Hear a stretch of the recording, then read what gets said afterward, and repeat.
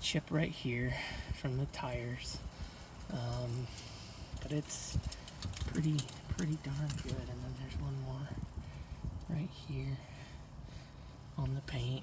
You can see the Thurn springs, the Fox shocks on the front. Did all that at the same time, and you can see the long arms in there.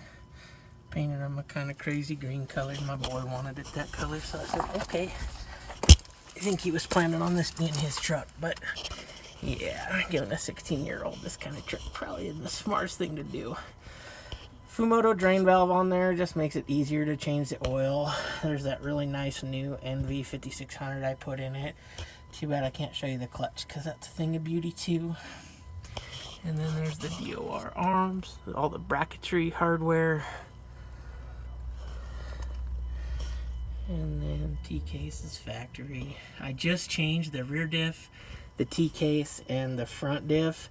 And when I did the transmission, I added 6 quarts of AMSOIL to it. So it's good on fluids. It needs nothing. Factory exhaust is still up in there. Sounds good though for being a factory exhaust. I can't complain.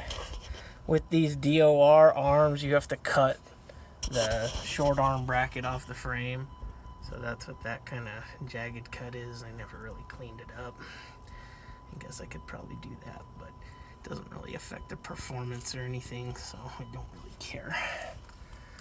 And then there's the Dana 80 with the disc brakes in the rear end. No leaks from the front end, no leaks from the T-case. You know, I did a rear main on the engine, and every once in a while it'll still drip. It's just a Dodge, and it just has to drip. I mean, I've owned a bunch of these second-gen trucks, and they all just got to drip somewhere. I've also done the tappet gasket as well, which is another source of leaking on these trucks. It wasn't leaking, but I was in there, and I said, to heck with it. I better just change it. There's those nice Fuel Crush wheels. These wheels are like $550 alone by themselves with the Toyo AT35s. Still got a decent amount of tread on them. Probably half-life, really. And there you can see that paint job again. I mean, it just shines. So the bed back was a bed that I traded for. My buddy had a white second gen, and they wanted like $4,000 to paint just the bed on my purple truck. So I said, no, I'm not gonna go that route. So you can see it still has good shine to it. I've polished it, waxed it, you know, hit it with the rotary. It's good.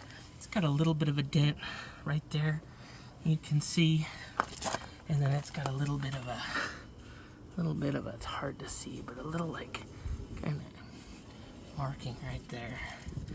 But I mean, for an 18-year-old, 17-year-old truck, shoot.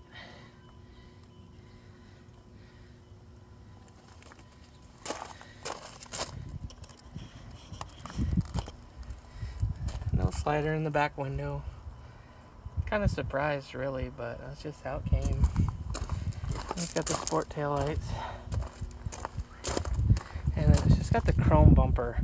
I had plans of putting a Fusion bumper on it, so these back caps were kind of beat up, and I never got around to doing either one. So, I mean, they're pretty cheap if you want to put them back on, but a nice aftermarket bumper would sure do this truck good. And yes, my wife does hate it.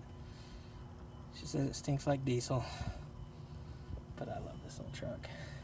The gate's in pretty good shape. I did notice the other day, though, I was kind of bummed out that it's starting to get a little bit of a... Let's see if I can focus in on it. I'm not the best photographer, I apologize. It's a little bit of clear coat peel there. I just noticed that the other day, so that bums me out. And then there's that BMW.